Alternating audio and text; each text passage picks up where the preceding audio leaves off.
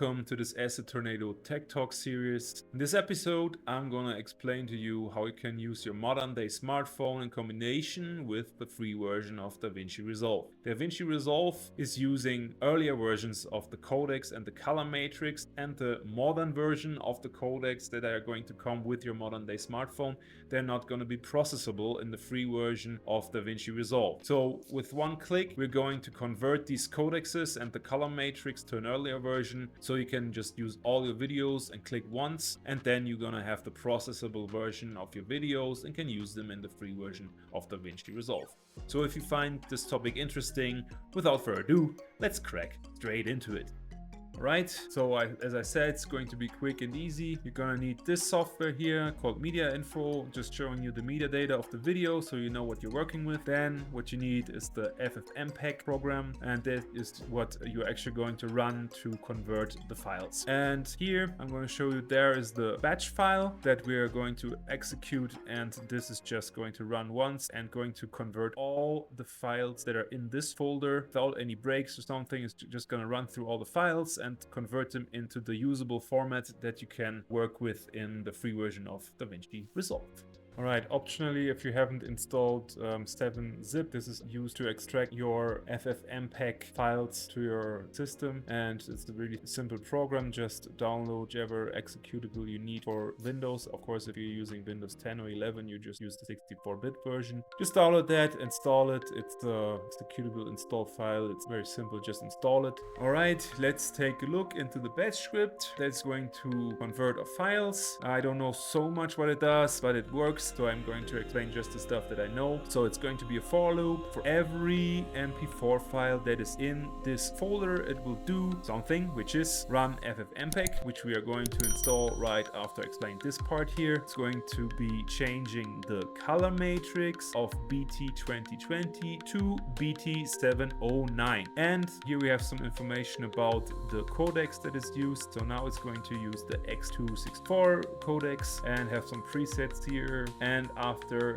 that, it's going to set a prefix to the new file name, so we will be able to differentiate between the converted files and the old files. So we have just converted written in front of the file name, and then yeah, you just know it's converted and you can use it. Okay, one thing I forgot to tell you, how to actually write the batch file. Of course I showed you that I have a batch file with the code in it. That's fine, but how we actually make a batch file out of it, if we create it from scratch, what you're gonna do probably, you're gonna go from the start on, you're just going to new, you have a file, we can say okay, it has no extension, it's just the empty file, it's nothing, so we paste in the code. Now there's no highlighting here. This means the notepad doesn't know what kind of file it is, so you're just gonna say as. I just saved your ass.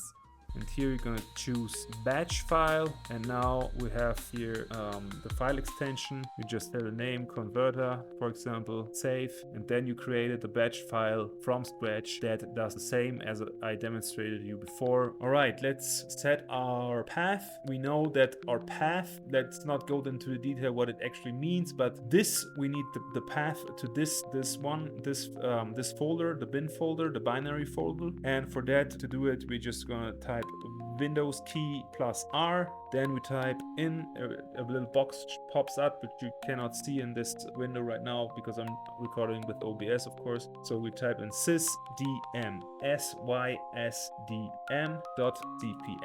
which opens up our system properties. We go to advanced, and down here it should say environment variables, or in German it's Umgebungsvariablen. So we click on that, and down here we have the system variables, and here we click on path, and here we click on configure. And here I already have set it, but as you might remember, here this folder we want to have set a path to this folder right here. So we say new and type in the path d:/path to file, which is going to be this one, which is going to be your folder where you saved it, and then in the end there's the bin file. So like that, up on top of this one here is the correct path that has to be set. Okay, save everything, and I'm going to abort it just because I've already done it. And then you've set that. So that was that step. So let's go to the next step. Alright, so now we're going to explain what the media info program is used for, just to analyze your video file that you have created with your camera. Just drag it into here. I already dragged my files into it, and just to compare it with Handbrake. Handbrake will show you this codec here. Basically doesn't recognize that the codec is one that is incompatible with DaVinci Resolve free version. Here it's going to be clear. If you're looking to analyze your video that you recorded, just look for format. It's going to say H.265, and here down there we have the matrix coefficient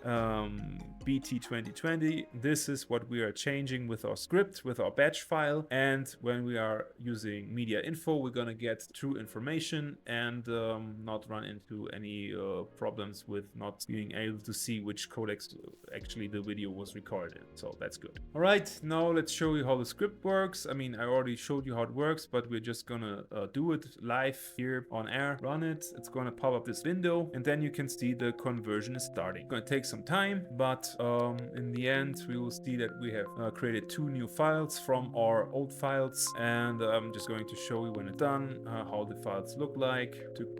You can see and compare the quality or something. I'm just gonna run them, and then yeah, we'll be really happy in the end. So now it already stopped, and it goes to a new one, runs through that one without any doing. You can just start it, get yourself coffee or tea. Mine's already cold and much too sweet, but it has lemon, so the sweetness is not so bad.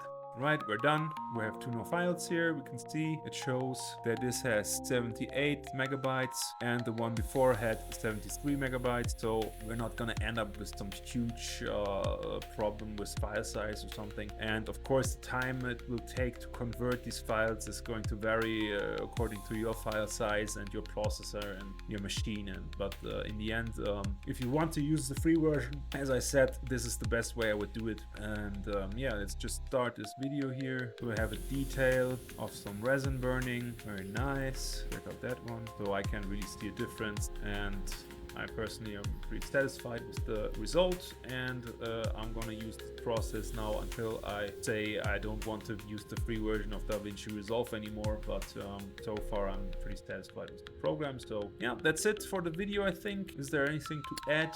I don't think so. Yeah, we're done. We're just gonna do one last step. Go into this DaVinci Resolve, take a convert file here. As you can see, it already shows no arrows. Put it in, show it. It's gonna run there. You can cut, do whatever you want. Blah blah blah. And it's processable. Yeah, so that's it. If you liked the video, give it a like, and if you have any questions concerning this kind of matter, then just leave a comment under this video, and I will be really happy if you support the channel. Thank you for watching, and see you in the next one. Bye.